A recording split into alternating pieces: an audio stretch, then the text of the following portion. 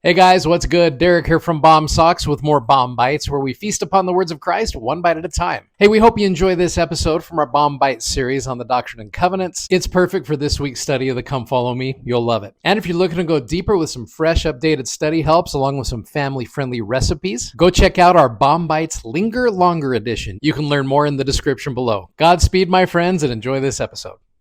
So this week has been our introduction to the Doctrine and Covenants, which I'm so excited about. I love the Doctrine and Covenants, and I love teaching about church history because, again, understanding the context of the revelations is going to help you appreciate the content. I'm going to refer to that often. Now, with regards to church history, there is one caution that I want to share with you. A BYU professor recently, here's the quote. He said, "Studying church history on a superficial level can be a dangerous thing. Therefore, get a lot of it."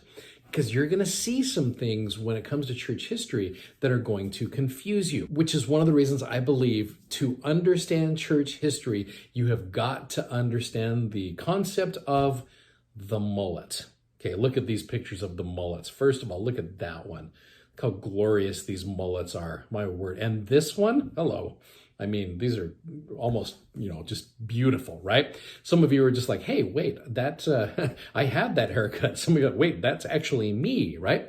Now, the reason I bring the concept of the mullet up is you're looking at it, and I know some of you right now have glorious mullets, and that's fantastic.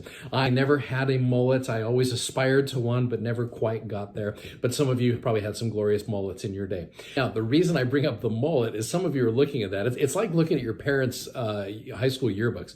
You're looking at it and you're just going, my word, what were you guys thinking?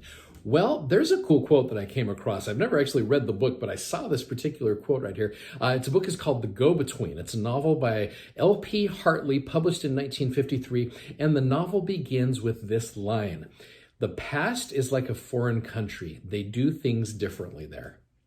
And that's something you really have got to understand when you're reading about church history, is they did things differently back then. Back 20, 30 years ago when I was in high school, yeah, you know what? You had weird styles. Back when your parents went there, same thing. It was just different. They did things differently back then. It's like living in a foreign country. You look back and you're just like, why did they do that? Well, along these lines, there's a word that I really want to invite you to think about and consider as we're going through your study of church history. And it has everything to do with the mullet, it has everything to do with everything we just talked about. The word is called presentism. Okay, so presentism is uncritical adherence to present day attitudes, especially the tendency to interpret past events in terms of modern values and concepts. Like, for example, when we tried to judge people in 1840, with the standards that we have, it's going to be very, very unfair to them, and it's just going to be very confusing to us. When we try to look at issues like polygamy, when we try to look at issues like race in the priesthood, when we try to look at other controversial issues in the past, I really believe it is because we suffer from presentism, and we try to judge them on what we are used to. And that's just not fair. It's not fair to them. Like I said, it confuses us. So one of the cautions that I would give you as you're studying church history this year is please don't judge people, events, cultural practices, whatever they are of the past, by the standards that we have in our present day. Please keep the right perspective as you are reading, because whether you're studying saints, whether you're looking at revelations in context, whatever it is, there are some things that are going to look weird to us.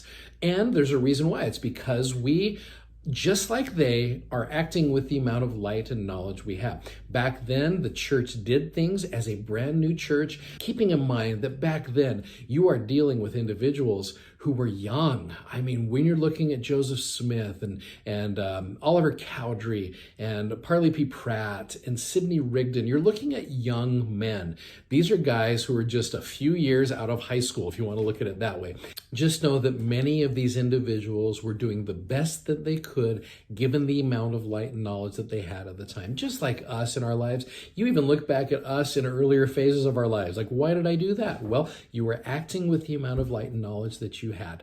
And God has been very kind. He's very patient as he works with his children. He gives them certain commandments at certain times of their lives to help them in the process of moving forward, just like the early days of the church. So I want you to please remember the idea of the mullet, okay? Do not judge these guys on what they knew at the time, but be grateful for the things that we learn from them and for the paths that they have paved for us to help us appreciate the history and appreciate the practices that we have in the church. I love church history. I love what we learn from it.